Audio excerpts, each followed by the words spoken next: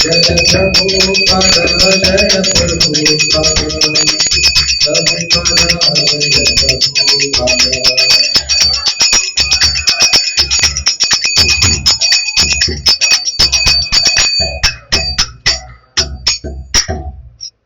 श्री श्री राधा गोविंद देव की जय। श्री श्री निताई सजीश्वर की जय। जगत गुरु श्रील प्रभुपाद की जय। ओम अज्ञानतिमिरान्धस्य ज्ञानाञ्जनशलाकया चक्षुरुन्मिलितं येन तस्मै श्रीगुरुवे नमः। श्रीचैतन्यमनोभीष्टं स्थापितं येन भूतले स्वयं रूपकदा मह्यं ददाति स्वपदान्तिकम्। वन्देऽहं श्रीगुरौ श्रीयुतपदकमलं श्रीगुरून् वैष्णवांश्च श्रीरूपं साग्रजातं सहगणरघुनाथान्वितं तं सजीवं साद्वैतं सावधूतं परिजनसहितं कृष्णचैतन्यदेवं श्रीराधाकृष्णपादान् सहगणललिता श्रीविशाखान्वितंश्च नमो विष्णुपादाय कृष्णपृष्ठाय भूतले श्रीमते भक्तिवेदान्तस्वामिनिति नामिने। नमस्ते सारस्वते देवे गौरवाणी प्रचारिणे निर्विशेषशून्यवादी पाश्चात्यदेशतारिणे। नमो महावदन्याय कृष्णप्रेमप्रदायते कृष्णाय कृष्णचैतन्यनाम्ने गौरत्वसे नमः। हे कृष्ण करुणा सिंधु दीनबंधु जगत्पते गोपेश गोपिका कांत राधा कांत नमोस्तुते। तप्त कांचन गौरांगी राधे वृंदावनेश्वरी वृषभानुसुते देवी प्रणमामि हरिप्रिये। वाञ्छाकल्पतरुभ्यश्च कृपा सिन्धुभ्य एव च पतितानां पावनेभ्यो वैष्णवेभ्यो नमो नमः। जय श्री कृष्ण चैतन्य प्रभु नित्यानंद श्री अद्वैत गदाधर श्रीवासादि गौर भक्तवृंद। हरे कृष्ण कृष्ण कृष्ण हरे हरे हरे राम राम राम हरे हरे।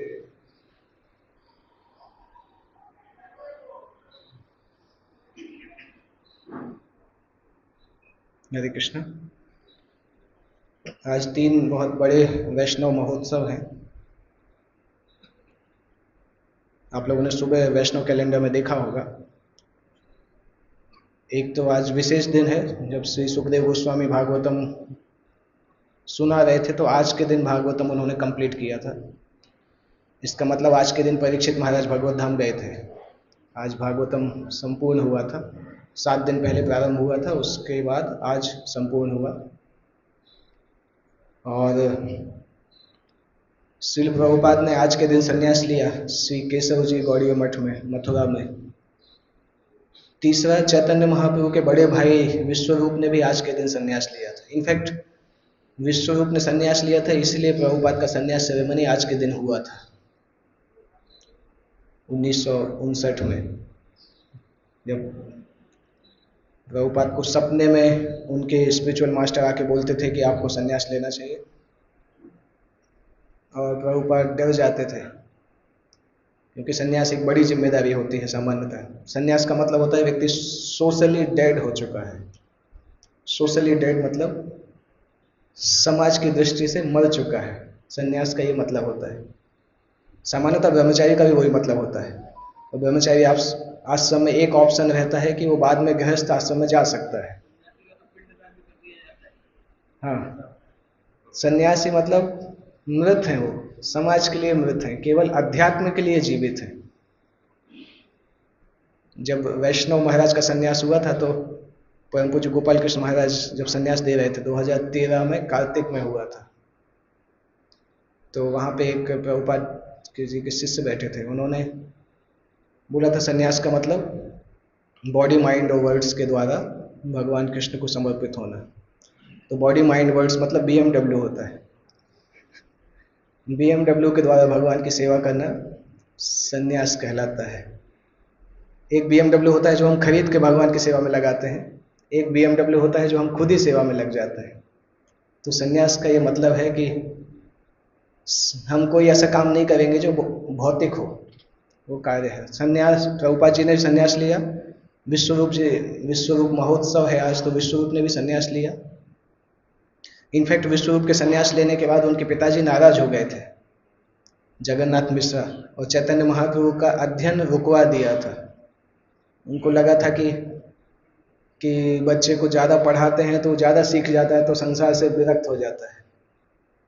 जैसे अभी भी माता पिता सोचते हैं कि खूब पढ़ा लिखा के एनआईटी में भेजो और एनआईटी में भेज के शंकर सन्निताई को जैसे ब्रह्मचारी बन जाते हैं, या आईआईटी में भेजो तो वहाँ से भी इस्कॉन वाले पकड़ लेते हैं। तो इसी तरह से जगन्नाथ मिश्रा के मन में विचार आया कि अपने बेटे को पढ़ाएंगे ही नहीं अभी, तो चैतन्य महाप्रभु की पढ़ाई रुकवा दी थी। फिर चैतन्य महाप्रभु को प्रोटेस्ट करना पड़ा था, उसके बाद उनकी पढ़ाई फिर से चालू हुई थी। हाँ, मेरी भी वैसे ही है।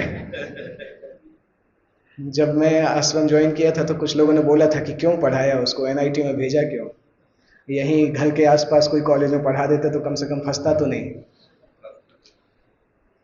तो विश्वरूप जी के केस में भी इस तरह से हुआ था, क्योंकि चैतन्य भागवत में एक घटना आती है जब विश्वरूप पूरा दिन अद्वैत आचार्य के घर में रहते थे और उनकी माँ चैतन्य महाप्रभु को बोलती थी, छोटे बच्चे थे निमाई, बोलती थी अपने बड़े भाई को बुला के लाओ, मध्याह्न भोजन का समय हो गया है।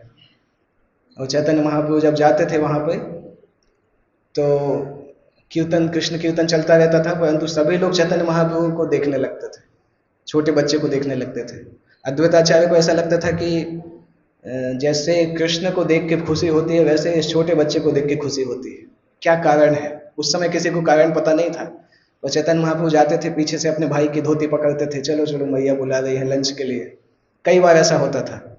और सारे, इनफैक्ट इस तरह से भी एक आचार्य लिखते हैं कि वहाँ के वैष्णव लोग वेट करने लगे थे कि अभी इसको प्रसाद के लिए नहीं भेजेंगे तो निमाई आएगा, निमाई को देखने के लिए उनको रोके रखते थे कि जब वो आएगा तभी भेजेंगे।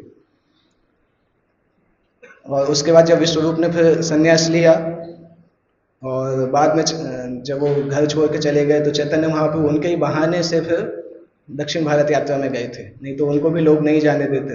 उन्होंने यही बोला था कि विश्वरूप को ढूंढने जाना है। और प्रभुपाद के संन्यास का भी उस तरह से ही है, क्योंकि प्रभुपाद 1955 में जब झांसी में थे अप्रैल के महीने में, और झांसी में उनसे बोला गया था कि आप 5,000 रुपये जमा करिए, नहीं तो आप भारतीय भवन बिल्डिंग नहीं उपयोग कर पाएंगे।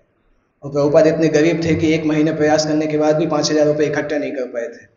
और फाइनली वो बिल्डिंग हाथ से चला गया था, क्योंकि बिल्डिंग का जो ओनर था उसको वार्निंग दिया गया था कि अगर आपने ये बिल्डिंग खाली नहीं कराया तो झांसी में उसके कुछ थिएटर्स थे, उसने बोला सारे थिएटर बैन कर दिए जाएंगे। तो इसलिए वो भी प्रभुपाद की मदद करना चाहता था, परंतु उसके हाथ में कुछ नहीं था। और वही समय था जब प्रभुपाद को इस प्रकार से सपने आने चालू हुए थे।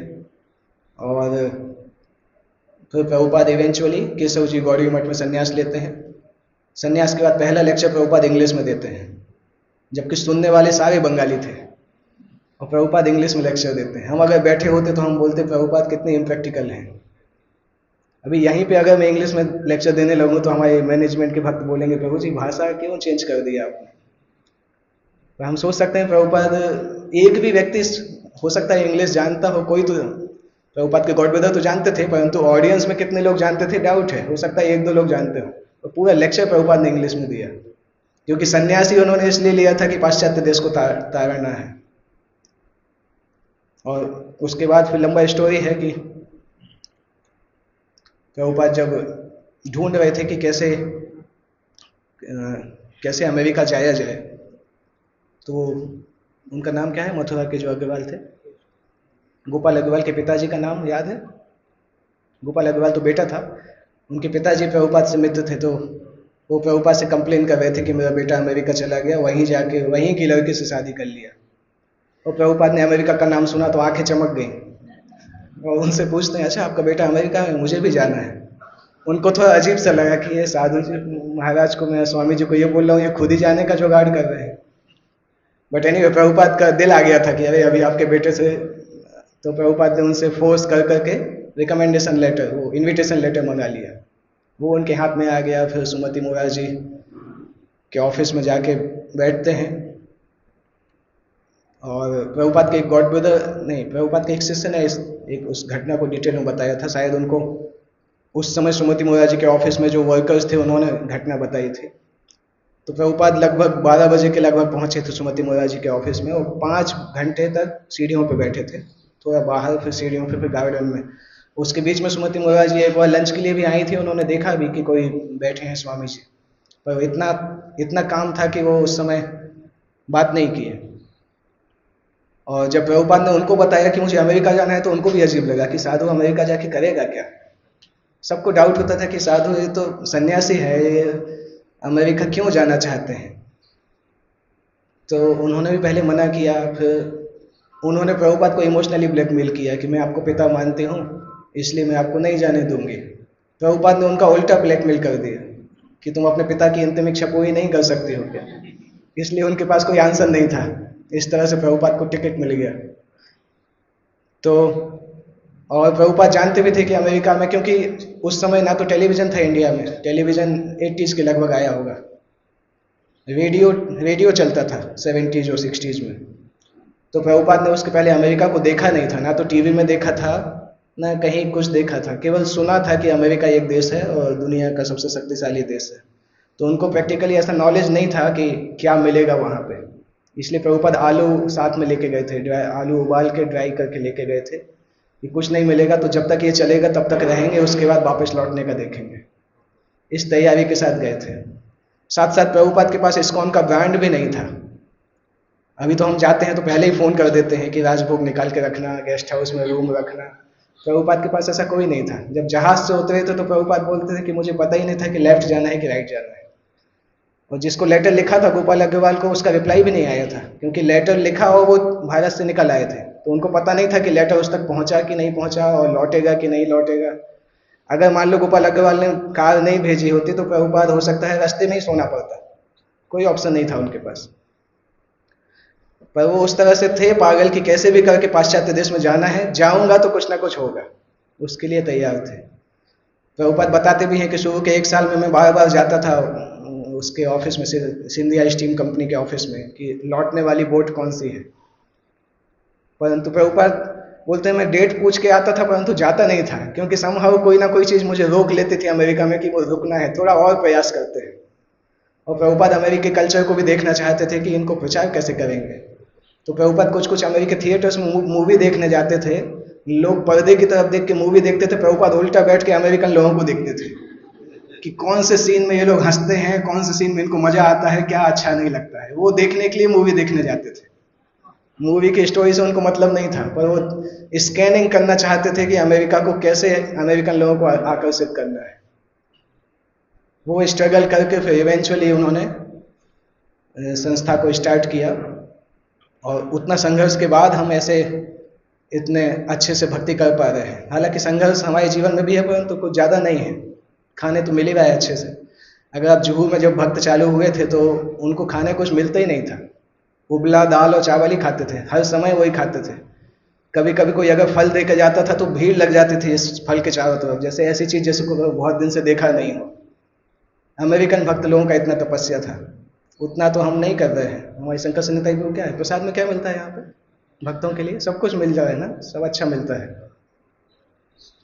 तो ये प्रभुपाद का संघर्ष है जिसके कारण हम मजे उठा रहे हैं, क्योंकि हमारे दादा की संपत्ति है। कोई बोलते ना क्या आपके पिताजी का है क्या इस्कॉन, तो हम बोल सकते नहीं, हमारे दादाजी का है ये। हम सभी का अधिकार है उतना, क्योंकि दादा की संपत्ति है। पर यह अधिकार तब तक ही रहेगा जब तक हम प्रभुपाद के सिद्धांतों को पालन करेंगे और प्रभुपाद की इच्छा के आधार पर आगे बढ़ने का प्रयास करेंगे। तो हम ये भी नहीं सोच सकते कि हम कॉम्प्लेसेंट हो जाएं कि ठीक है बहुत लोग आ गए, संडे फीस्ट में 500-600 लोग आ जाते हैं, चल जाएगा। नहीं चलने वाला है। 80 लाख की पॉपुलेशन में 10,000 भक्त होंगे सूरत में, हो सकते हैं 10,000 होंगे। 80 लाख की पॉपुलेशन में 10,000 है ही क्या, कुछ भी नहीं है। 80 लाख की पॉपुलेशन में अगर 80,000 16 माला वाले होंगे तब माना जाएगा कि 1% प्रचार हुआ। पर जब तक हम 80,000 16 माला वाले भक्त करेंगे तब तक सिटी का पॉपुलेशन 5 करोड़ हो जाएगा। तो अभी हमने कुछ किया नहीं है, केवल सोच के लगता है हमारी ऑनलाइन क्लास में 100-200 लोग आ जाते हैं तो खुश हो जाते हैं, 200 लोग आ गए, कुछ नहीं है। वो स्क्रैच भी नहीं किया सिटी को अभी।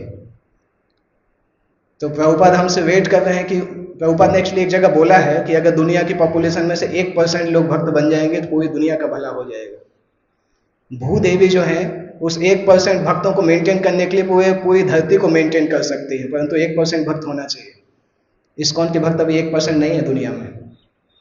800 करोड़ पॉपुलेशन का 1% कितना कहलाता है? 8 करोड़ भक्त नहीं है अभी। तो एटलीस्ट पहला टारगेट ये होना चाहिए कि 8 करोड़ भक्त बना सके पूरी दुनिया में। उसके लिए आप लोगों का पहला टारगेट होना चाहिए कि 80 लाख के 1% कितना होता है? 80,000 भक्त सूरत में होना चाहिए, तब कुछ बोलेंगे कि हाँ किया हमने। इसलिए प्रभुपाद बोलते थे कि सपने तो बड़े देखना चाहिए, काम भले बड़े नहीं कर पाए, सपने तो बड़े देखना चाहिए। जब बड़े सपने होंगे तो थोड़ा हो ही जाएगा, क्योंकि एक सिद्धांत है ना कि अगर हम डिस्टिंक्शन मार्क्स के लिए पढ़ाई करेंगे तो फर्स्ट डिवीजन में पास हो जाएंगे, अगर थर्ड डिवीजन में पास होने के लिए पढ़ाई करेंगे तो फेल होना निश्चित है। तो सपने बड़े देखना चाहिए। 80,000 के सपने देखेंगे तो 40,000 तो भक्त बन ही सकते हैं कम से कम। तो वेसु बहुत बड़ा एरिया है, बहुत सारी चीजें हैं, शांति बैठने का समय नहीं है। कई जीवन लगेंगे, कई जनरेशंस लगेंगी, क्योंकि एक महायज्ञ जैसा है जो कि यज्ञ चलता रहेगा। जैसे यज्ञ में आहुतियां जाती रहती है ना, उसी तरह से हम सब उस यज्ञ की आहुति है, अपने आप को उस यज्ञ की आहुति में डालना है। आगे जो आएंगे वो भी डालते रहेंगे। उस आहुति से ये होगा कि जो उस आहुति में जाएगा वो तो भगवत धाम चला जाएगा, ये एक फायदा है। तो ये महायज्ञ 10,000 साल तक के लिए चल रहा है, वो हमारे लिए बेनिफिट है कि हमें इसमें भाग लेने का मौका मिला। हालांकि ये टॉपिक नहीं था जिसको मैं आज बोलने के लिए आया था, बैठने के बाद मुझे याद आया कि आज वैष्णव तिथि है, इसलिए उसका थोड़ा वर्णन होना चाहिए। टॉपिक हमारा दूसरा है। तो श्रीमद् भगवद गीता के बारे में बहुत प्रसिद्ध बोला जाता है कि श्रील प्रभुपाद पहले श्लोक में लिखते हैं कि संसार के जितने ग्रंथ हैं उसमें जो कुछ भी मिलता है वो सब गीता में मिलता है, परंतु उसके अलावा भी भगवद गीता में कई ऐसी वस्तुएं हैं जो संसार के और किसी स्थान पर नहीं मिलती हैं। पहले श्लोक के अनुवाद तात्पर्य में ही प्रभुपाद जी लिखते हैं। इसलिए गीता बहुत प्रसिद्ध है। गीता का जो सिद्धांत है उस सिद्धांत की गहनता के लिए गीता बहुत प्रसिद्ध है। इसलिए गीता को तुलना किया गया है कि सारे उपनिषदों का सार है और दुग्ध गोपाल नंदन, कृष्ण जो है उसके गोपाल के समान है। तो भगवत गीता सारे उपनिषदों का सार है, परंतु भगवत गीता का सार क्या है? जैसे भगवत गीता में 18 अध्याय हैं, उन 18 अध्यायों को 3 भागों में डिवाइड किया जाता है, कर्म, ज्ञान और कर्म, भक्ति और ज्ञान योग। और इसमें से देखा जाए तो भक्ति योग इसका सार है। श्री विश्वनाथ चक्रवर्ती ठाकुर बताते हैं कि भक्ति योग का जो सेक्शन है उसका भी सार बीच के 2 अध्याय हैं, 9वां और 10वां अध्याय। और इन 9वें और 10वें अध्याय का सार जो है 9वें अध्याय का 34वां श्लोक है, जिसको 18वें अध्याय में फिर से बोला गया है, मन मना भव मद भक्तो मद्याजी मामे नमस्कुरु। तो श्री विश्वनाथ चक्रवर्ती ठाकुर बताते हैं कि एक्चुअली में गीता का अगर सार देखा जाए तो ये श्लोक आता है। सामान्यतः माना जाता है कि ये सर्वधर्मान परित्यज्य है, परंतु उस कमेंट्री में ही श्री विश्वनाथ चक्रवर्ती ठाकुर लिखते हैं कि मन मना भव मद भक्तो श्लोक जो है वो भगवद गीता का वास्तविक सार है, क्योंकि भक्ति योग के मुख्य चैप्टर्स के बीच का श्लोक है वो। और इतना महत्वपूर्ण श्लोक है कि गीता में ही भगवान ने 2 बार उस श्लोक को बोला। सेम श्लोक, केवल लास्ट की आधी लाइन बदल देते हैं, सेम श्लोक 2 बार बोला गया है। और वो श्लोक में भगवान बताते हैं कि 4 तरीके से कैसे भगवान से कनेक्ट हो सकते हैं। और ये भी बताते हैं कि कोई भी आध्यात्मिक नियम जो हम पालन करते हैं उसका सार होता है कि कृष्ण का स्मरण करें। मन मना मतलब कृष्ण चेतनामय हो। पद्म पुराण में भी इसके बारे में लिखा है कि जो श्लोक आता है, स्मर्तव्य सततम विष्णु विस्मर्तव्यम न जातुचेत, कि कृष्ण का हमेशा स्मरण करना चाहिए और उनको कभी भूलना नहीं चाहिए। सारे शास्त्र और के सारे नियमों का यही सार है कि हम इन 2 सिद्धांतों का पालन करें। तो चाहे do's and don'ts, rules and regulation, prescription और प्रोहिबिशन, सब कुछ इन 2 के अंदर आ जाता है। संसार का सबसे इंपॉर्टेंट डू है कृष्ण को याद करना, सबसे इंपॉर्टेंट डोंट्स है कृष्ण को नहीं भूलना। कभी कभी ये प्रश्न आता है, एक्चुअली वो एक अलग ही टॉपिक है, कभी कभी ये प्रश्न आता है कि दोनों चीजें एक ही तो हैं। अगर आप श्री विश्वनाथ चक्रवर्ती ठाकुर की कम्युनिटी पढ़ेंगे भक्ति रसामृत सिंधु के ऊपर, जो उन्होंने लिखी है भक्ति रसामृत सिंधु बिंदु, तो उन्होंने एक चैप्टर इसके ऊपर ही लिखा है कि इसका मतलब क्या है। कृष्ण को याद करना और कृष्ण को कभी नहीं भूलना, ये दो सेम इंस्ट्रक्शन है कि अलग अलग इंस्ट्रक्शन है? वो बोलते हैं एक्चुअली अलग अलग वस्तुएं हैं। इसी तरह से सबसे महत्वपूर्ण नियम है कृष्ण को याद करना, सबसे महत्वपूर्ण रेगुलेशन है कृष्ण को नहीं भूलना। इसलिए भगवान कृष्ण इस इंस्ट्रक्शन को गीता में बार बार बोलते हैं, मन मना भव मद्भक्तो मयि एव मनाधस्त्व मयि बुद्धिम निवेशय। और कहाँ बोलते हैं मेरा स्मरण, मच्चित्तः सर्वदुर्गाणि मत्प्रसादात् तरिष्यसि। और कहाँ, मच्चित्त मद्गत प्राण बोधयन्त परस्परम, और अनन्यश्चिन्तयन्तो माम ये जनाम पर्युपासते, और यो माम एवं असम्मूढ़ो जानाति पुरुषोत्तम। और कोई याद आ रहा है? गीता का टेस्ट करते हैं कितना याद है गीता। कई श्लोक हैं इस प्रकार से। अब ये प्रश्न आता है कि मनमना भव पहला लाइन है, उसके बाद आता है मद्भक्तो। पहली लाइन का मतलब है कृष्ण को स्मरण करना, दूसरी लाइन का मतलब है कृष्ण का भक्त बनना। तो ये प्रश्न आता है कि ये दो अलग अलग वस्तुएं हैं कि सेम है? क्योंकि अगर कोई कृष्ण का स्मरण कर रहा है और वो कृष्ण का भक्त है तो ये दोनों समान चीजें हैं कि अलग अलग वस्तुएं हैं? अगर समान है तो दो बार क्यों बोला गया है इसको उसी श्लोक में? मनमना और मद्भक्त समान है कि नहीं है, अलग अलग है?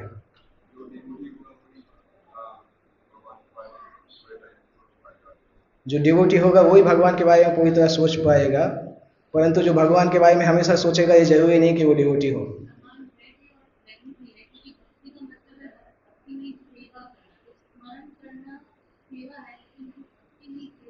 हाँ, गुड। हाँ, श्री विश्वनाथ चक्रवर्ती ठाकुर यही बताते हैं कि कृष्ण का भक्त हमेशा कृष्ण का स्मरण करेगा, परंतु ये जरूरी नहीं कि जो कृष्ण का स्मरण करेगा वो उनका भक्त होगा। इसलिए भगवान ने बोला है मत भक्तो, क्योंकि कृष्ण का स्मरण कोई व्यक्ति भय से भी कर सकता है। कौन सा श्लोक आता? नारद मुनि बोलते हैं, यतः वैरानुबंधेन निर्भयेन भयेन वा गोप्यः कामात् भयात् कंसा द्वेषात् चैद्यादयो नृपः संबंधात् विष्णया स्नेहात् यूयं भक्त्या वयं विभु। तो कंस कृष्ण का स्मरण भय के कारण करते थे, शिशुपाल कृष्ण का स्मरण द्वेष के कारण करते थे, परंतु वो दोनों भक्त नहीं थे। 24 घंटे स्मरण करते थे, हमसे ज्यादा स्मरण करते थे। कंस और शिशुपाल हमसे ज्यादा कृष्ण का स्मरण करते थे। नारद मुनि इतने विनम्र हैं कि नारद मुनि बोलते हैं उन लोगों जैसा स्मरण मैं नहीं कर पाता हूँ। उसी चैप्टर में 7th कैंटो में पहले चैप्टर में नारद मुनि बोलते हैं कंस और शिशुपाल ने भगवान का जितना अच्छे से स्मरण किया उतना मैं नहीं कर पा रहा हूँ। एक तरह से बात सही भी है, हम भी नहीं कर पा रहे हैं। हम 2 घंटे ही कर लें तो बड़ी बात है। 2 घंटे में 2 4 5 मिनट करते हैं, बाकी दिन भर तो क्या करते हैं पता नहीं। तो इसलिए भगवान दो वस्तुएं अलग अलग बोलते हैं, मन मना और मद्भक्त, क्योंकि ये निश्चित है कि बिना कृष्ण का भक्त बने भी व्यक्ति 24 घंटे कृष्ण का स्मरण कर सकता है दूसरे भावों में। हिरण्यकश्यप भी हमेशा स्मरण करता था। जब प्रहलाद को नहीं मार पा रहा था, आप 7वें स्कंद में 5वें अध्याय के लास्ट में देखेंगे ना, तो हिरण्यकश्यप जो सोचता है उसका वर्णन आता है। हिरण्यकश्यप क्या बोलता है, ये इसके अंदर इतनी शक्ति है कि मर ही नहीं रहा है, पता नहीं क्या हो गया है। और उस अगले श्लोक में फिर आता है, हिरण्यकश्यप बोलता है शायद इसको मारते मारते मैं ही नहीं मर जाऊं कहीं। फिर उस समय उसके संडा अमर आके समझाते हैं कि अरे इतना चिंता करने की क्या जरूरत है, वो छोटा बालक है, छोटे बालक की चीजों को सीरियसली नहीं लेते। ये सेक्शन महावतार नरसिम्हा मूवी में नहीं बताया उतना डिटेल में। भागवतम में 7वें स्कंद 5वें अध्याय में वर्णन आता है हिरण्यकश्यप क्या क्या सोचते हैं। तो हिरण्यकश्यप भगवान से द्वेष के कारण, घृणा के कारण उनको 24 घंटे सोचता था। शिशुपाल द्वेष के कारण सोचता था। तो कोई व्यक्ति नेगेटिव इमोशन के द्वारा भी कृष्ण कॉन्शियस बन सकता है, परंतु कृष्ण गीता में उसको नहीं बता रहे हैं, उसका वर्णन यहाँ पे नहीं आ रहा है। यहाँ पे गीता में वर्णन जो भगवान बताते हैं, मेरे बारे में पॉजिटिवली सोचो, कृतज्ञता के द्वारा, भक्ति के द्वारा मेरे बारे में सोचो। श्री रामानुजाचार्य ने भगवान कृष्ण के स्मरण कैसे करना है उसके ऊपर कुछ श्लोक लिखे हैं। तो उसमें वो एक श्लोक में बताते हैं कृष्ण की तुलना करते हैं 7 प्रकार के समुद्रों से, और उस तरह से हमें कृष्ण को स्मरण करना चाहिए। तो रामानुजाचार्य ने उसका लंबा कमेंट्री लिखा है कि भगवान कृष्ण का जो मन मना जो बोल रहे हैं गीता में, उसका मतलब क्या है? कृष्ण को स्मरण करते समय कृष्ण के इन 7 गुणों को स्मरण कर सकते हैं, जिसके द्वारा मन मना जो गुण है उसको हम पूरा कर सकते हैं। तो हम प्रयास करते हैं एटलीस्ट उन 7 गुणों के बारे में सीखने का, क्योंकि 7 गुण बहुत डिटेल है। अगर वर्णन करेंगे तो हर गुण के ऊपर भी एक एक क्लास हो सकता है, क्योंकि शास्त्रों में हर गुण के बारे में इतना दिया गया है। तो हम प्रयास करेंगे जितना समय है उसमें हम 7 गुणों के नाम एटलीस्ट पता कर लें। उसके बाद कभी समय मिलेगा तो एक एक गुण के ऊपर हम क्लास कर सकते हैं, 7 क्लासेस कर सकते हैं। तो ये श्लोक एक्चुअली श्री रामानुजाचार्य के एक कमेंट्री में आता है, शायद भागवतम पे उन्होंने एक कमेंट्री लिखा है, वहाँ पे आता है। तो 7 प्रकार के समुद्रों का वर्णन करते हैं वो। भगवान कृष्ण का पहला समुद्र का बोलते हैं कारुण्य जल निधि। कारुण्य का मतलब होता है करुणा, दया के सागर। और रामानुजाचार्य बताते हैं कि इसका मतलब है भगवान की ऐसी लीलाओं के ऊपर ध्यान करना जिसमें उन्होंने अपनी दया को प्रदर्शित किया है। ऐसी कितनी लीलाओं को हम ध्यान कर सकते हैं जहाँ पे भगवान की दया का प्रदर्शन हुआ है? हाँ, गजेंद्र की लीला। एक कोई भक्त लिख लीजिए, क्योंकि सभी बोलेंगे तो अच्छा है, बाद में मेमोरी के लिए अच्छा रहेगा। गजेंद्र का लीला, द्रौपदी का लीला, सुदामा का लीला, हाँ, प्रहलाद महाराज दया आ भी सकता है, प्रहलाद का आगे आएगा, वैसे एक और में भी आएगा। और कोई लीला है जिसमें भगवान की करुणा प्रकट होती है? हाँ, नाग पत्नियों के ऊपर दया करते हैं। कुंती महारानी का भी हाँ दया में आएगा। पूतना कम व दयालु शरणम व्रजेमा, उसी के ऊपर श्लोक लिखा है दयालुता का। हाँ, उत्तरा, हाँ उत्तरा के ऊपर, सभी के ऊपर दया, हाँ सभी के ऊपर दया करते हैं। जगाई मदाई बेस्ट एग्जाम्पल हमारे हिसाब से। ब्रह्मा जी पे दया कब करते हैं? जब ब्रह्मा का विमोहन लीला होता है।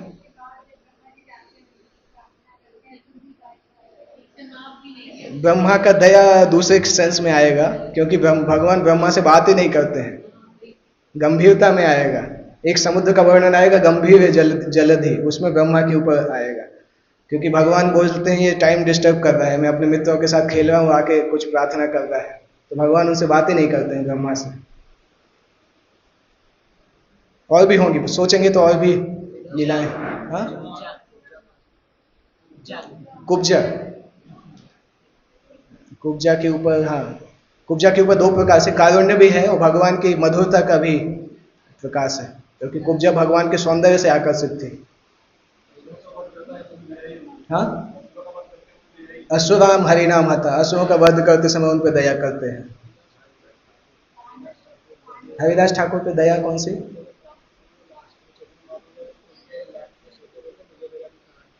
नहीं, वो भगवान दया तो हो सकती है, परंतु वो तो भगवान विवश थे हरिदास ठाकुर के प्रेम के पीछे। ऐसा नहीं था कि वो दया कर, दया मतलब एक ऐसा इवेंट जब वो भक्त या कोई भक्त नहीं भी है, परंतु भगवान अनडिजर्विंग व्यक्ति को भी दया करते हैं। हाँ, अजामिल, हाँ अजामिल का केस दया के लिए है, पांडवों पे बचाते हैं। हाँ, अद्वैताचार्य भगवान को बुलाते हैं, भगवान आ जाते हैं, बोल सकते हैं। तो भगवान की दया के बारे में जब भी वर्णन आता है तो आचार्य लोग सबसे पहला उदाहरण पूतना का ही बताते हैं, क्योंकि पूतना भगवान को मारने के लिए आती है और भगवान तैयार भी हो जाते हैं। सामान्यतः भगवान चाहते तो पूतना का स्तनपान करने के पहले भी मार सकते थे उसको, इतना कोई मेजर केस नहीं था पूतना का कि उसको मार नहीं सकते थे, परंतु भगवान ने सोचा इसकी भी इच्छा है और उनको पिछले जन्म का भी पता था, इसलिए भगवान ने उसको स्वीकार किया और साथ साथ पूतना को नर्स के जैसा अपने धाम में स्थान दिया। जब ऐसा प्रश्न आता है कि पूतना को नर्स के जैसा स्थान दिया तो पूतना और यशोदा में अंतर क्या है, तो एक आचार्य लिखते हैं कि यद्यपि पूतना को नर्स के जैसा स्थान दिया, परंतु पूतना के हृदय में भगवान के लिए उस समय प्रेम नहीं था, इसलिए गोलोक धाम में जाने के बाद भी पूतना को वेट करना पड़ा, उनको डायरेक्टली कृष्ण की सेवा नहीं मिलती थी। जो सेवा करते थे उनको वो असिस्ट करती थी, कुछ जरूरत होती थी तो ला के देती थी, परंतु कृष्ण की डायरेक्ट सेवा उनको तब तक नहीं मिली जब तक उन्होंने वो प्रेम जागृत नहीं किया। क्योंकि जब तक शुद्ध प्रेम नहीं है तब तक वो सेवा मिलेगी कैसे। भले ही भगवान ने एक्सेप्शन लेके उनको भेज दिया, परंतु भगवान ने तब तक उनको वेट कराया जब तक उस तरीके का प्रेम डेवलप नहीं हो पाता है। तो इससे समझना होगा कि कभी कभी जब शास्त्र बोलते हैं कि जब हम शुद्ध भक्ति करते हैं तो परिवार के सभी का उद्धार हो जाता है, 21 जनरेशन हो जाता है, 7 जनरेशन, जितना भी बोलते हैं, परंतु उसका मतलब यही है, ऐसा नहीं है कि सबके सब गोलोक धाम चले जाएंगे, क्योंकि गोलोक धाम जाने के पहले शुद्ध भक्त होना आवश्यक है। इसलिए शास्त्र बोलते हैं कि उनको डिलीवरेंस मिलता है, मुक्ति मिलती है। ऐसा नहीं कि शुद्ध भक्ति मिलती है। शुद्ध भक्ति डेवलप करना पड़ता है। आप सोचिए शुद्ध भक्ति कितनी दुर्लभ है कि विदुर जैसे शुद्ध भक्त जब धृतराष्ट्र को स्ट्रॉन्ग भागवतम क्लास दिए, उसको घर से भगा दिए, 7 दिन तक तपस्या किया, उसके बाद भी धृतराष्ट्र जो है वो नरोत्तम नहीं बन पाए, केवल धीर बने थे। एक श्लोक आता है जहाँ पे आता है धीर सन्यासी और नरोत्तम। प्रभुपाद बोलते हैं वो नरोत्तम नहीं बन पाए क्योंकि पांडवों के लिए अपराध किया था। तो विदुर चाहते थे कि ये शुद्ध भक्त बन जाए, नरोत्तम बन जाए, पर नहीं बना पाए क्योंकि धृतराष्ट्र का अपराध बहुत खतरनाक था। तो सामान्य लोग जब तक इन सब चीजों से बाहर नहीं आते हैं तब तक भगवान नॉर्मली उनको एंट्री नहीं देते हैं गोलोक धाम में। अगर एक्सेप्शन करते भी हैं तो भी उसको पूरी तरह से सेवा तभी मिलेगी जब वो शुद्ध प्रेम डेवलप करेगा। और वही कारण है कि जब तक भोग की इच्छा है तब तक भगवान वहां पे ले नहीं जाते हैं, क्योंकि अगर अभी उठा के ले जाएंगे तो कल हम फिर वही काम करेंगे। भगवान को भोग लग रहा है, हम बीच में उछल के बोलेंगे मुझे भी खाना है, क्योंकि भोग की इच्छा नहीं जाएगी तो वहां जाके क्या करेंगे। तो जब भगवान ने गीता में बोला है कि वहां जाके वापस नहीं आना पड़ता, उसका मतलब है कि भगवान वहां तब तक जाने नहीं देंगे जब तक जाने लायक नहीं बनेंगे। उस श्लोक का ही मतलब है, क्योंकि भगवान अपने वचन को झूठा नहीं होने देंगे। इसलिए जितना भी प्रयास करेंगे, अगर भोग की इच्छा खत्म नहीं होगी तो हमें वेट करना पड़ेगा, कहीं बीच की जगह में वेट करना पड़ेगा। हो सकता है भगवान ऐसी जगह पे भेज दे जहाँ पे भगवान की लीलाएं इस संसार में चल रही है ट्रेनिंग के लिए। उस ट्रेनिंग में परफेक्ट होंगी तब भगवान भेजेंगे, परंतु जब तक भोग जीरो नहीं होगा तब तक एंट्री मिलने वाली नहीं है। इनफैक्ट जब आचार्य भी कंसेशन की बात करते हैं तो यही करते हैं। प्रभुपाद ने बोला just follow me, I have the key of the back door. Exact meaning देखेंगे यही मीनिंग होता है, क्योंकि हम ये सिद्धांत जानते हैं कि आत्मा के ऊपर कोई फोर्स नहीं करता है। भगवान भी फोर्स नहीं करते प्रेम करने के लिए। अगर कोई आत्मा अपनी तरफ से शुद्ध प्रेम डेवलप नहीं करना चाहती है तो भगवान फोर्स नहीं करेंगे, और फोर्स नहीं करेंगे उसका मतलब है कि भगवत धाम के लिए वेट करना पड़ेगा। या तो भौम वृंदावन में या कि कोई ऐसी जगह पे जाके ट्रेनिंग चलती रहेगी लगातार एक जन्म के बाद, और जिस जन्म में शुद्ध भक्ति मिल जाएगा उस जन्म में गोलोक धाम चले जाएंगे। तो यही सिद्धांत है। भगवान की करुणा इसी तरह से है। वो करुणा अलग तरीके से प्रकट होती है। जब तक हम इतना नहीं चाहेंगे कि भगवान आपके पास ही जाना है, उसके अलावा कोई इच्छा नहीं, तब तक नहीं जाएंगे। आचार्य भी इसी तरह से करते हैं। तो ये केवल इसलिए ये केस डेवलप स्पेशली डिस्कस किया जाता है कि पूतना ने इच्छा डेवलप नहीं की थी पर भगवान ने स्वीकार किया, इसलिए इसको दयालुता का सबसे ऊंचा उदाहरण माना जाता है। क्योंकि भगवान ने अपने नियम में भी थोड़ा बहुत फेरबदल कर दिया कि उस इच्छा के साथ भी उसको एंट्री दे दिया गोलोक धाम के अंदर। भले अंदर जाके उसको ट्रेनिंग दिया परंतु उसको एंट्री मिल गया। वो इसीलिए आचार्य बोलते हैं कि दयालुता का सबसे ऊंचा उदाहरण पूतना का माना जाता है, क्योंकि सामान्यतः भगवान इस प्रकार से एंट्री देते नहीं है गोलोक धाम में इतनी आसानी से। आगे फिर प्रभुपाद जी लिखते हैं कि जब पूतना के साथ इस प्रकार से होता है तो फिर यशोदा माँ के सौभाग्य को क्या बोल सकते हैं। जो यशोदा माँ भगवान की माँ है, इसलिए उद्धव पूतना के इस श्लोक को बताते हैं। और यही वो श्लोक है जिसको सुन के सुखदेव गोस्वामी को भी भक्ति जागृत हुई थी। उन्होंने जंगल में ये श्लोक सुना था, और दूसरा वो सुना था जब कृष्ण वन में जाते हैं, वरहा पीड़म नटवर वपु। तो इस तरह से कई श्लोक हैं जो कि चैतन्य कृष्ण के कारुण्य को बताते हैं। चैतन्य महाप्रभु के कारुण्य के भी बहुत श्लोक हैं। वासुदेव लेपर का श्लोक का वर्णन है। चैतन्य महाप्रभु के और भी ज्यादा है, एक्चुअली कृष्ण से भी ज्यादा कारुण्य का प्रकाश करते हैं। तो दूसरा समुद्र है सौशील्य जलधि। सौशील्य मतलब अच्छे व्यवहार, अच्छे चरित्र रूपी समुद्र। कृष्ण को अच्छे चरित्र का समुद्र बोला जाता है। यद्यपि कृष्ण पूरी तरह से सबसे शक्तिशाली हैं, सब सृजन करने वाले हैं, पालन करने वाले हैं, राक्षसों को मारने वाले हैं, धर्म की स्थापना करने वाले हैं। परंतु तब भी जब मनुष्य के रूप में आते हैं, मनुष्य की लीला में आते हैं, तो अपने वरिष्ठ के सामने, माता पिता के सामने, शिक्षकों के सामने, ब्राह्मणों के सामने बहुत सम्मान पूर्वक रहते हैं। जब द्वारका में ब्राह्मण लोग आते थे तो द्वारका में आके वो हमेशा कंफ्यूज हो जाते थे, क्योंकि कृष्ण आके उनके चरण स्पर्श कर लेते थे और वो अगली बार आते समय सोचते थे अगली बार जाएं कि नहीं जाएं, पता नहीं जाके पुण्य मिलता है कि पाप मिलता है। क्योंकि जाते थे और कृष्ण चरण स्पर्श करते थे तो उनको लगता था आए क्यों गए, परंतु जब नहीं जाते थे तो लगता था कृष्ण का दर्शन नहीं हो रहा है। तो द्वारका आने वाले ब्राह्मण कंफ्यूज रहते थे। नारद मुनि एक जगह बोलते भी हैं कि मुझे भी द्वारका आने में डर लगता है जब कृष्ण रहते हैं, पता नहीं आके चरण स्पर्श कर लिया क्या करेंगे। तो कई भक्त इस प्रकार से सोचते थे, संकोच करते थे, क्योंकि वो जनरल भक्त थे। नारद मुनि बताते हैं ना, यूयम स्नेहात यूयम वयम, क्या था लास्ट लाइन अभी मैंने बोला था, पांडवों से बोलते हैं कि आप लोग भगवान को स्नेह के द्वारा प्राप्त किए हैं और हम जनरल लोगों ने भक्ति द्वारा प्राप्त किया है। तो जनरल लोग जब भक्ति के द्वारा भगवान को प्राप्त करते हैं तो उनको माधुर्य के स्तर पहुंचने में समय लगता है, पर पांडव उनको भगवान ने योग माया के द्वारा भुला दिया था। तो युधिष्ठिर के जब भगवान चरण स्पर्श करते थे तो युधिष्ठिर को उतना ऑकवर्ड फील नहीं होता था, जब कुंती के चरण स्पर्श करते थे तो उनको भी फील नहीं होता था, क्योंकि भगवान ने योग माया के आवरण उनके ऊपर डाल दिया था।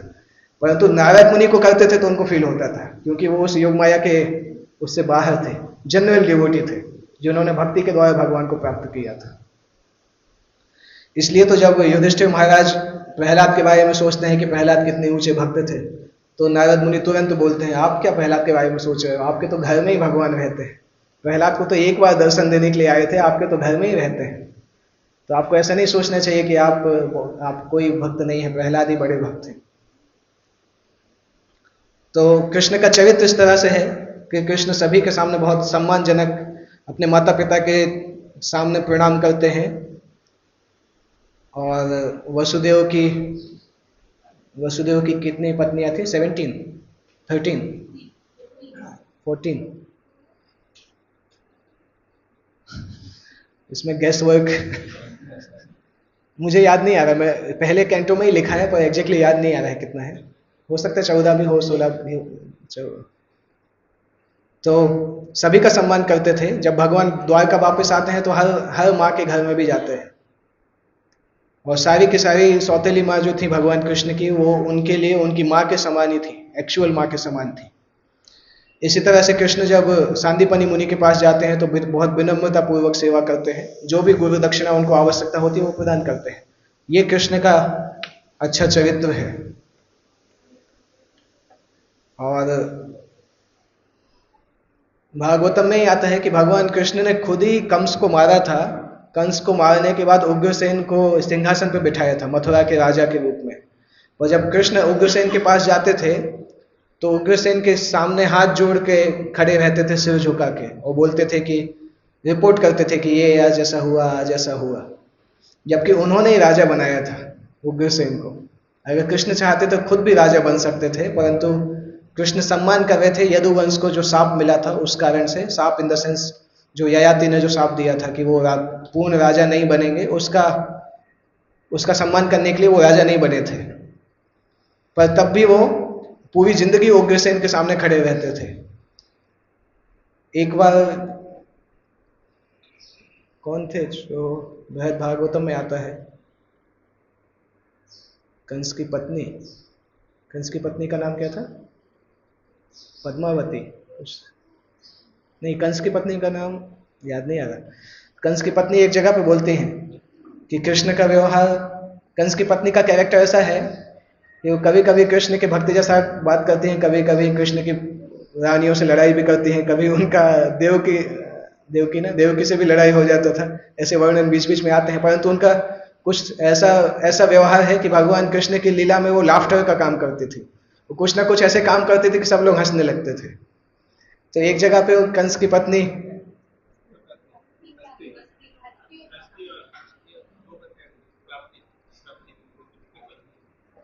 नहीं मैं कुछ भूल रहा हूँ, कुछ जम्बल हो रहा है, कुछ जम्बल हो रहा है।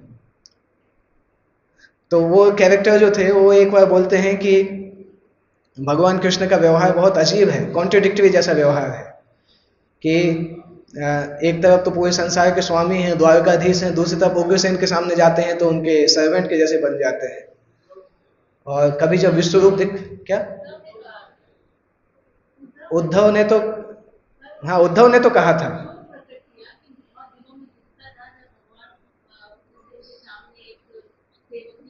हाँ हाँ, उद्धव बोलते हैं इस तरह से, हाँ उद्धव जब नारद मुनि से मिलते हैं तब बोलते हैं उद्धव इस तरह से। तो और चैतन्य चरितामृत में भगवान की सौशील्यता के और भी उदाहरण हैं। जब चैतन्य महाप्रभु वृंदावन गए थे पहली बार, तो आपको याद होगा एक तोता और तोती के बीच में वार्तालाप होता है। तोता बोलता है और तोती उसका जवाब देती है। तो सुख नाम से, तोते का नाम सुख होता है, तो सुख चैतन्य भगवान कृष्ण के चरित्र के बारे में बताता है। शीलम सर्व जनानुरंजनम, इस तरह से आता है कि भगवान का जो चरित्र है वो अमल चरित्र है, उसमें कोई मल नहीं है। और इस प्रकार का चरित्र है कि सर्व जन अनुरंजनम, सारे लोगों को संतुष्ट कर देते हैं। वो भगवान का एक नेचर है कि कोई भी आता है वो संतुष्ट होकर ही जाता है भगवान के पास से। इसलिए भगवान के भक्तों का भी ये नेचर होना चाहिए कि मंदिर में कोई भी आए संतुष्ट होकर जाए। वहीं से ये सिद्धांत आता है, क्योंकि भगवान के दरबार में आने वाले हमेशा संतुष्ट रहने चाहिए। और वैदिक कल्चर भी ये बोलता है कि घर में अगर शत्रु भी आता है तो शत्रु भी संतुष्ट होकर जाना चाहिए। घर के बाहर लड़ाई हो सकता है, घर के अंदर आता है तो उसको पूरी तरह से संतुष्ट करते हैं। वैदिक समय में तो लड़ाइयाँ भी ऐसी होती थी, दिन भर लड़ते थे, शाम को बैठ के प्रसाद लेते, भोजन लेते थे साथ में। महाभारत युद्ध में ऐसे ही पूरा हर दिन ऐसे ही होता था कि केवल भीम और दुशासन की नहीं बनती थी, वो लोग सामने नहीं आते थे। बाकी सब जो थे वो एक दूसरे के कैंप में जाते थे, भोजन भी लेते थे, फिर बाद में दूसरे दिन युद्ध में मिलते थे। तो बहुत अजीब होता है। अभी तो हम सोच भी नहीं पाते हैं, किसी से लड़ाई हो तो हम सामने से ही रास्ता काट लेते हैं, आंखें भी नहीं मिलाते हैं। परंतु पहले क्या है, भौतिक चीज़ों को उतना सीरियसली नहीं लिया जाता था, भौतिक इन सब चीज़ों को। तो युद्ध में लड़ाई करते थे, बाद में मित्र हो जाते थे। ये दूसरा है कृष्ण का सौशील्य जलधि। तीसरा है सौंदर्य जलधि। भगवान कृष्ण सारे सौंदर्य के सागर हैं। भागवतम में एक श्लोक है जहाँ पे लिखा है कि संसार के सारे सौंदर्य को एक जगह पे इकट्ठा किया जाए तो भगवान कृष्ण का सौंदर्य की तुलना हो सकती है। किसी को याद है कहाँ पे ऐसा बोला गया है? एक विशेष श्लोक है ये। संसार के सारे सौंदर्य का संग्रह जो है भगवान कृष्ण की सुंदरता में है। सर्व सौंदर्य संग्रहम, प्रसिद्ध है भागवतम में। रुद्र गीत पढ़ा है आप लोगों ने? शंकर जी जब भगवान विष्णु को ग्लोरीफाई करते हैं प्रचेतस के सामने, वहां पे ये श्लोक आता है।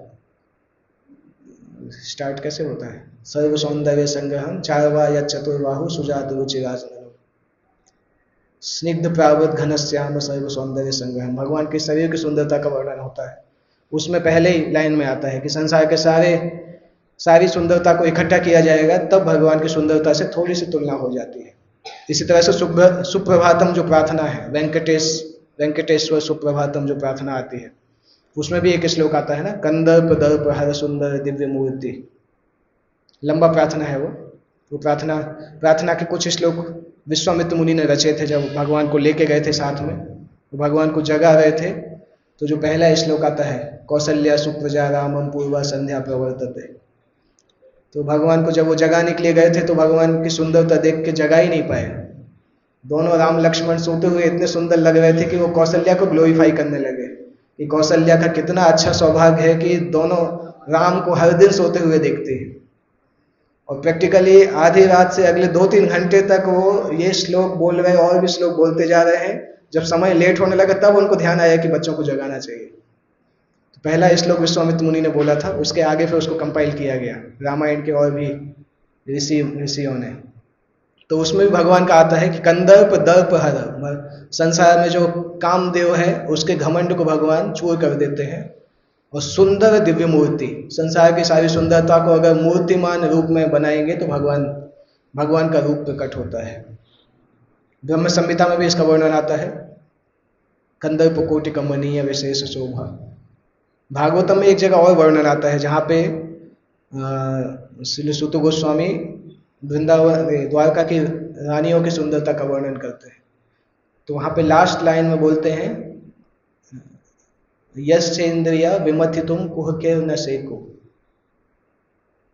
वो वर्णन आता है 11वें अध्याय में होगा शायद वो श्लोक, पहले स्कंद में, जहाँ पे वर्णन आता है कि कामदेव जब देखते थे कि द्वारका की रानियां कृष्ण के प्रति आकर्षित हैं और कृष्ण द्वारका की रानी के प्रति आकर्षित हैं, तो कामदेव कंफ्यूज हो जाते थे कि लोग इस संसार में पुरुष स्त्री एक दूसरे की तरफ आकर्षित तभी होते हैं जब मैं तीर छोड़ता हूँ, यहाँ तो मैंने कोई तीर छोड़ा ही नहीं तब भी आकर्षित है, तो ये कौन है दूसरा कामदेव जो इनको आकर्षित कर रहा है?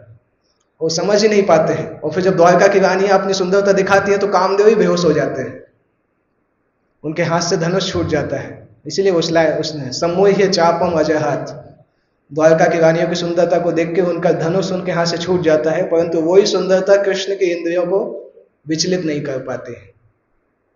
भगवान कृष्ण की इंद्रियों को विचलित नहीं कर पाते हैं, इतना इंद्रिय संयम है। उसके बाद ही श्लोक सूत गोस्वामी बोलते हैं कि भगवान कृष्ण से जो आकर्षित होता है उसकी इंद्रियों को भी विचलित कोई नहीं कर सकता है। उसी अध्याय में ये वर्णन आता है। इसी तरह से श्रील रूप गोस्वामी पद्यावली में भी कृष्ण के सौंदर्य का वर्णन बताते हैं कि नीले कलर का जो कमल होता है, इंदु वदनम वरहवताम सुप्रियम, भगवान का फेस जो है, चेहरा जो है वो चंद्रमा के समान है और उसके ऊपर भगवान मुकुट, मोर पंख मुकुट के जैसा लगाते हैं, श्रीवस्त्र चिन्ह होता है, कौस्तुभ जैम होता है, पीताम्बर वस्त्र धारण करते हैं और भगवान की गोपियां भगवान को देखती हैं और वो भगवान की पूजा होती है। गोपियां अपनी आंखों से भगवान की पूजा करती हैं, भगवान के शरीर का दर्शन करते हैं और भगवान की उस प्रकार से पूजा करते हैं। हाँ, चैतन्य चरितामृत मध्य लीला में आता है, मध्य लीला में वर्णन आता है ना। तो इस तरह से सारी की सारी वृंदावन की जो गोपियां थी, श्रीनिताई सच्ची सुत की जय, श्री राधा गोविंद देव की जय, श्री प्रभुपाद की जय। कितना समय है हमारे पास? समय हो गया ना लगभग?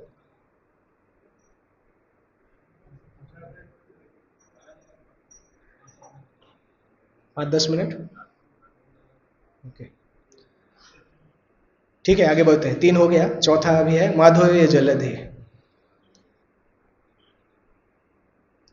अभी हमने सौंदर्य देखा था, अभी माधुर्य। सौंदर्य मतलब शारीरिक सुंदरता, माधुर्य मतलब प्रेम की सुंदरता जो है उसको माधुर्य बोलते हैं, ओशन ऑफ स्वीटनेस। भगवान कृष्ण के माधुर्य का वर्णन इनफैक्ट प्रभुपाद जी कृष्णा बुक में बहुत अच्छे से लिखते हैं। वेणु माधुर्य का वर्णन जब आता है 21वें अध्याय में, तो प्रभुपाद जी बहुत डिटेल में लिखते हैं। वल्लभाचार्य का ने तो पूरा श्लोक लिखा है, वो गीत पूरा लिखा है माधुरी के लिए, अधरम मधुरम वदनम मधुरम। वो पूरे भगवान के शरीर के, भगवान की क्रियाओं की मधुरता का वर्णन करते हैं। साथ साथ श्री रूप गोस्वामी ने नामाष्टकम लिखा है, भगवान के नाम की माधुर्यता का वर्णन। मधुर मधुरम एतन मंगलम मंगलानम, लंबा 8 श्लोकों का कविता लिखा है जिसमें भगवान के नाम का माधुर्य बताया गया है। उसमें श्री रूप गोस्वामी बताते हैं कि भगवान के हरि नाम का जप संसार के लिए सबसे बेनिफिशियल है और सबसे पुण्यशाली भी है।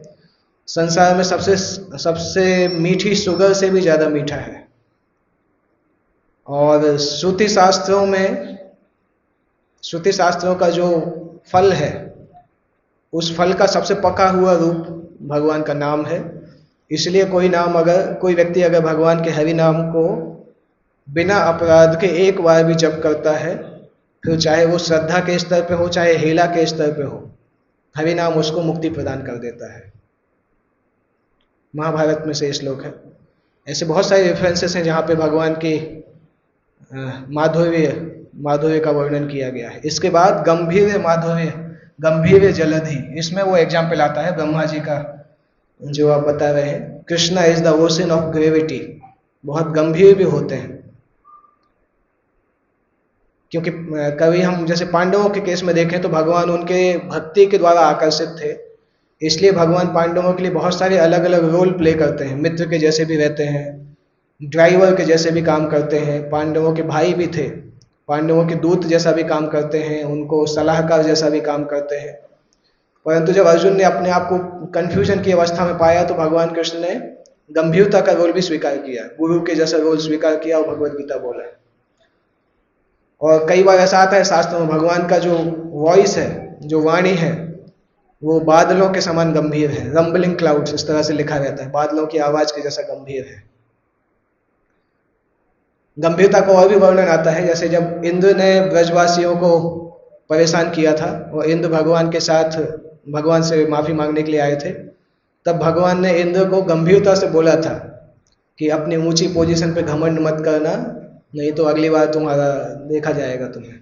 इस तरह से भगवान ने धमकी दिया था गंभीरता से, बोला था विनम्रता से सेवा करो, जहां रखा है ठीक से काम करो, नहीं तो भगा दिया जाएगा। इस तरह से भगवान ने बोला था। इनफैक्ट एक आचार्य बोलते भी हैं, शायद विश्वनाथ चक्रवर्ती ठाकुर ही लिखते हैं, भगवान इंद्र से बोलते हैं तुम्हारे जैसे बहुत हैं लाइन में सेवा करने के लिए, अगर तुम ज्यादा उछलोगे तो अभी हटा के तुम्हें नरक में डाल देंगे, फिर डले रहना, किसी और को रखेंगे यहाँ पे। इस तरह से भगवान ने उनको वार्निंग देके, चेतावनी देके भेजा था।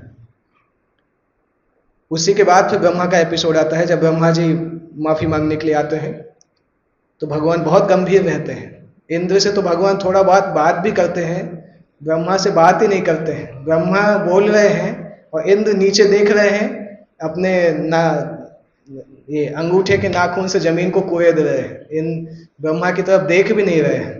प्रार्थना करते करते ब्रह्मा को डर लग रहा है कि भगवान देख ही क्यों नहीं रहे हैं, कम से कम डांट रहे तो अच्छा है, ना डांट रहे ना हंस रहे, कुछ नहीं कर रहे हैं। क्योंकि भगवान उस समय अपने गोप बालक का जो भाव था उसको नहीं छोड़ पा रहे थे। शुरू में तो भगवान यही सोच रहे थे कौन आ गया चार मुंह का आदमी, अच्छे से खेल रहा था, मैं बीच में आके डिस्टर्ब कर दिया। और जब ब्रह्मा जी बोलते हैं कि आप तो संसार के मालिक हैं, ये हैं, तो भगवान बोलते तुम तो नारायण के भक्त हो, मेरे पास आके मुझे परेशान क्यों कर रहे, जाओ नारायण के पास जाके उनके बारे में बोलो, मेरे सामने मत आओ, मैं तो गोप बालक हूं। तो इस तरह से श्री विश्वनाथ चक्रवर्ती ठाकुर बताते हैं भगवान की गंभीरता के बारे में। भगवान यही चाहते थे जल्दी से चले जाएं। तो ब्रह्मा जी सारी प्रार्थना करने के बाद ब्रह्मा जी सोचते हैं कि भगवान शायद यही चाहते हैं कि मैं अपनी सेवा ठीक से करूं, और निकल जाते हैं। तो ब्रह्मा जी संतुष्ट नहीं होते हैं, क्योंकि उनको लगता है भगवान ने माफ किया नहीं। तो वहां से वो अंतर्द्वीप जाते हैं, वहां पे तपस्या करते हैं, वहां पे चैतन्य महाप्रभु के रूप में भगवान का दर्शन करते हैं। तो वहीं पे प्रार्थना करते हैं कि मैं हरिदास ठाकुर जैसा अगली बार जन्म लेना चाहता हूँ। तो कभी कभी भगवान बहुत गंभीर हो सकते हैं, डिपेंड करता है किसने क्या किया है, कभी कभी बहुत गंभीर हो सकते हैं। छठवां समुद्र है औदार्य निधि। औदार मतलब उदारता। ये उदारता कृष्ण के चरित्र से भी ज्यादा चैतन्य महाप्रभु के चरित्र में प्रकट की है भगवान ने, क्योंकि चैतन्य महाप्रभु के लीला में वो कभी डिस्क्रिमिनेट नहीं करते हैं। पात्र अपात्र विचार नहीं, ना है स्थान स्थान, जे जहां पाए तहां करे प्रेम भक्ति दान। ना तो पात्र अपात्र का विचार करते हैं, ना स्थान का विचार करते हैं, जिसको जहां देखते हैं वहीं कृष्ण नाम प्रदान करते हैं। और अगर कोई व्यक्ति ज्यादा पतित है तो उसको ज्यादा प्रेम मिलता है, परंतु नॉलेज में आने के बाद पतित नहीं होना चाहिए, क्योंकि ये श्लोक को यूटिलाइज किया जा सकता है। कोई भक्त सोच सकता है कि ज्यादा पाप करेंगे तो ज्यादा प्रेम मिलेगा, ऐसा नहीं है। जब अज्ञानता में थे उस समय जितने पतित हो गए तो हो गए, नॉलेज मिलने के बाद फिर वो पाप की कैटेगरी में आएगा, फिर भगवान स्वीकार नहीं करेंगे, क्योंकि उसके लिए दूसरा श्लोक है, क्या है, गौरांग,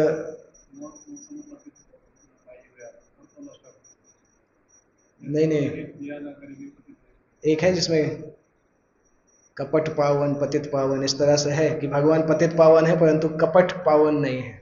तो जो कपटी है उसका उद्धार नहीं होगा, पतित का उद्धार हो सकता है। चैतन्य चरितामृत मध्य लीला में इस प्रकार से वर्णन भी आता है इसी का, कि कृष्ण प्रेम रूपी अमृत जो है वो संसार के सबसे निचले स्तर के लोगों को भी प्रदान किया।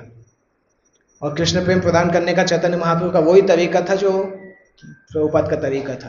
कृष्ण प्रेम कृष्ण के नाम के द्वारा प्रदान करते थे, इसलिए जब हम कृष्ण का नाम लेते हैं तो हम कृष्ण प्रेम प्राप्त करते हैं। क्या इसका ये मतलब है कि एक बार कृष्ण प्रेम मिल गया तो नाम करना छोड़ देंगे? नहीं, ये मतलब नहीं है।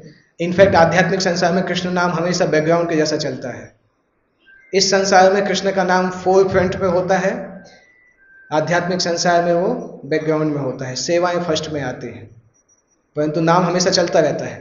जैसे आप इंस्टाग्राम में कुछ डालते हैं फोटोज, तो पीछे बैकग्राउंड का म्यूजिक का ऑप्शन आता है, जो म्यूजिक डालोगे बैकग्राउंड में चलता रहेगा, फोटोज बदलती रहेंगी। तो कृष्ण का नाम आध्यात्मिक धाम में उसी तरह से चलता रहता है, सेवाएं चलती रहेंगी परंतु बैकग्राउंड में कृष्ण का नाम हमेशा चलता रहेगा। तो जब हम अभी नाम का जप करते हैं कृष्ण प्रेम प्राप्त करने के लिए, जब कृष्ण प्रेम प्राप्त करते हैं तब नाम का जप करते हैं कृष्ण की सेवा में लगे रहने के लिए। इसलिए संसार के सबसे पतित लोग को भी कृष्ण प्रेम का एक्सेस है कृष्ण की उदारता के कारण, चैतन्य महाप्रभु के रूप में। इसलिए ये चैतन्य महाप्रभु के अवतार का मुख्य कारण है। तो सातवां आता है वात्सल्य निधि। भगवान कृष्ण स्नेह और वात्सल्य के सागर है। जिस प्रकार से एक माँ अपने बच्चे के लिए बहुत स्नेहमयी होती है और अपने सारे सुखों को, सारे आराम को बच्चे की खुशी के लिए माँ तैयार होती है छोड़ने के लिए। जब बच्चा छोटा होता है, जब बच्चे बहुत छोटे होते हैं तो आप देखोगे रात में वो बिस्तर में टॉयलेट कर देते हैं, तो माँ बच्चे को उठा के सूखी जगह पे रखती है, गीली जगह पे खुद जाके सो जाती है। तो उसको कहलाता है सेक्रीफाइस। और चौथे स्कंद में आता है, कौन कौन बोलते हैं, सुनीति बोलती हैं ध्रुव से कि भगवान का भक्तों के प्रति प्रेम 10 मिलियन 1 करोड़ माओं से भी ज्यादा है। 1 करोड़ माओं के प्रेम से भी ज्यादा भगवान का उनके भक्तों के लिए प्रेम है। 7वें स्कंद में प्रहलाद महाराज बोलते हैं कि भगवान का असुरों के प्रति प्रेम 10 मिलियन माओं के ज्यादा है।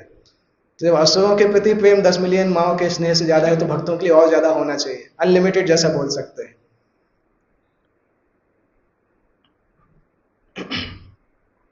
10वें स्कंद में सुखदेव गोस्वामी बताते हैं परीक्षित महाराज को, एवं संदर्शिता अंग हरिना भृत्य वस्यता स्ववसे नापि कृष्णेन यस्येदम शेश्वरम वसे। महाराज परीक्षित, यह पूरा ब्रह्मांड और इसके सारे देवता, ब्रह्मा, इंद्र, शिव, ये सब भगवान के नियंत्रण में है। उसके बाद भी भगवान का एक स्पेशल गुण है कि वो भक्तों के नियंत्रण में आ जाते हैं, भृत्य वत्स्यता। और ये भगवान अपनी वृंदावन की लीलाओं में प्रकट करते हैं। इसी तरह से इसलिए शास्त्र बताते हैं कि अपने मन को इस प्रकार से भगवान कृष्ण के 7 समुद्रों में अपने मन को स्थापित करना चाहिए। अगर हम लगातार इस प्रकार से स्मरण करेंगे तो मन मना भाव जो भगवान बोले हैं, भगवान ने जो आदेश दिया है, उस आदेश को हम पूरी तरह से पालन कर सकते हैं।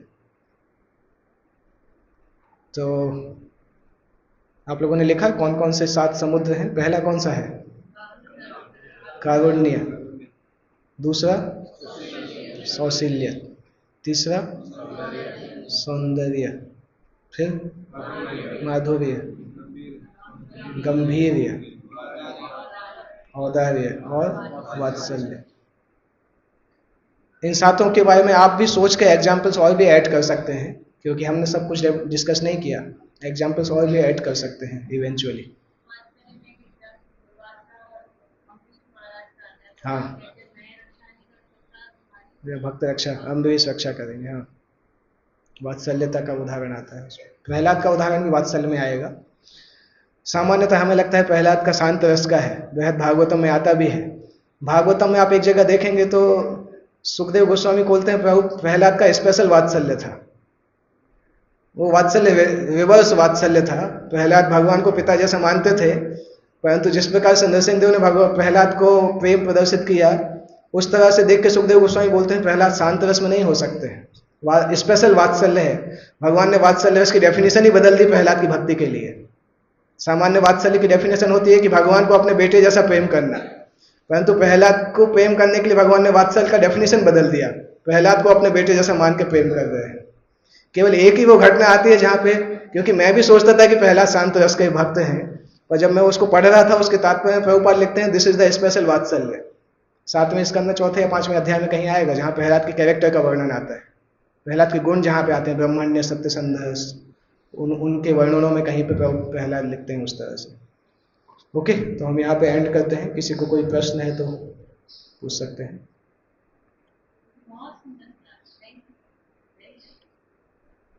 श्रीमद् भागवतम इस तरह से सुंदर है। श्रीमद् भागवतम हम कॉपी पेस्ट करने वाले हैं, एक जगह से लेके दूसरी जगह पेस्ट कर देते हैं। केवल मुझे ये पता है कि कॉपी कहाँ से करना है, वही बोल सकते हैं, एक्सपर्टीज की कॉपी कहाँ से करना है वो पता है। अच्छा कॉपी करते हाँ, कॉपी करने में एक्सपर्ट है।